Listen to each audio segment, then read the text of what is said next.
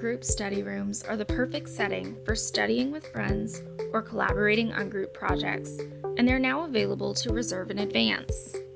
To make a reservation, head to the library website and scroll down to Additional Resources, Book a Study Room. Alternatively, you can head to an empty study room and scan the QR code posted to the door. Find the study room you'd like to reserve, keeping in mind that every room has the same features with different maximum capacities. Select your reservation time. The default reservation time is 1 hour, but you can book your study room for any time between 15 minutes and 3 hours using the drop-down menu.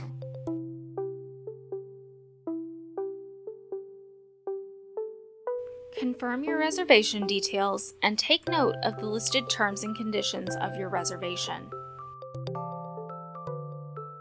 Fill out the required information on the form to complete your booking.